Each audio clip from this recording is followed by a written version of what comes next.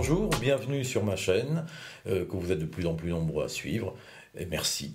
Je vais vous proposer de manière régulière le top 5, on pourrait dire, des événements, lois ou décisions de justice qui ont marqué l'actualité récente en matière de droit du travail. Et pour commencer, un arrêt du 5 octobre 2016 portant sur l'obligation de formation. En effet, une salariée s'était plainte auprès de la justice qu'elle avait suivi trop peu de formation en 8 ans. La Cour de cassation l'a effectivement suivi et a sanctionné l'employeur. Résultat, 6 000 € de dommages et intérêts pour l'employeur pour son manquement à l'obligation de formation. Deuxième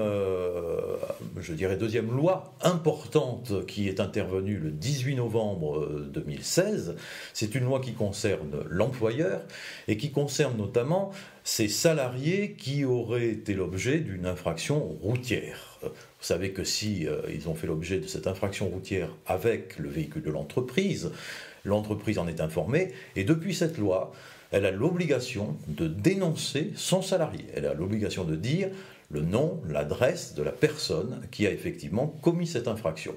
La sanction, sinon, c'est une amende de 750 €.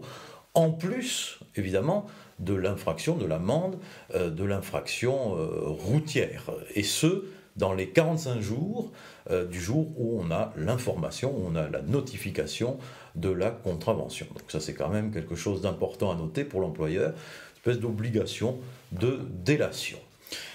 Autre arrêt qui est très important, le 3 novembre 2016, c'est sur la clause de non-concurrence. Vous savez qu'un employeur peut assortir le contrat de travail de son salarié d'une clause de non-concurrence. Ça veut dire quoi? Ça veut dire simplement qu'à la fin de ce contrat, que ce soit après un licenciement ou que ce soit après une démission, le salarié ne peut pas travailler dans une entreprise concurrente. C'est tout simple. Mais en revanche, l'employeur est tenu de lui payer une contrepartie financière. C'est ce qui se passe dans la plupart des cas. Mais ce qui est important dans cet arrêt, c'est le moment auquel on peut lever cette clause de non-concurrence. L'employeur peut donc y renoncer.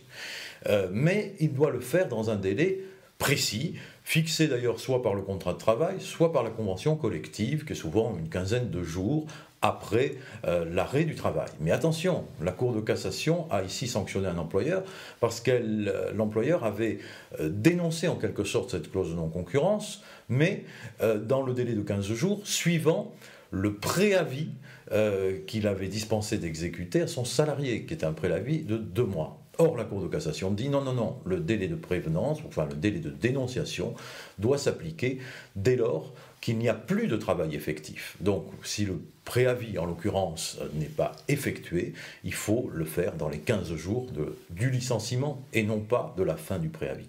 Donc ça, c'est un piège, je dirais, sur lequel il faut être effectivement vigilant.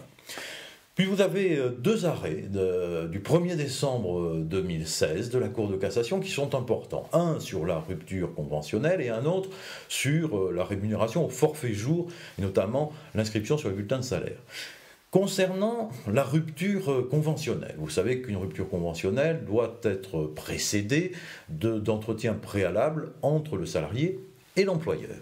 Et en l'occurrence, une salariée avait sollicité la nullité d'une rupture conventionnelle au motif qu'elle n'avait pas eu ces entretiens préalables. La Cour d'appel lui a donné raison dans un premier temps en invoquant cet argument qui est le suivant. Elle avait dit mais l'employeur ne rapporte pas la preuve matérielle qu'effectivement il a effectué ces entretiens préalables. La Cour de cassation sanctionne, elle dit non, ce n'est pas à l'employeur de rapporter cette preuve, c'est à celui qui l'invoque. En l'occurrence, c'était la salariée qui invoquait l'absence de ces entretiens, c'est à elle qu'incombe la charge de la preuve de cette inexistence en quelque sorte. Et en l'occurrence, la salariée a donc été sanctionnée.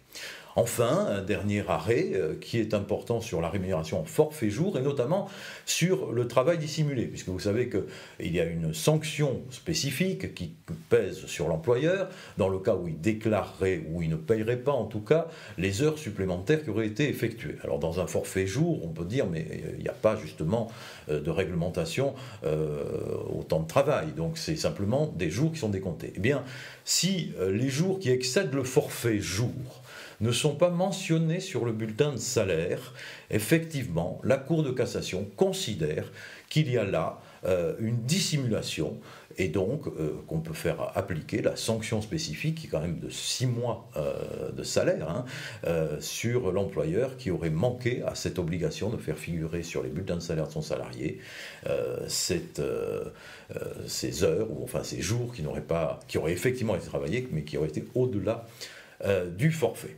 Voilà quelques décisions marquantes. Alors si cette vidéo vous intéresse et si vous voulez qu'on poursuive dans cette voie, n'hésitez pas à vous abonner.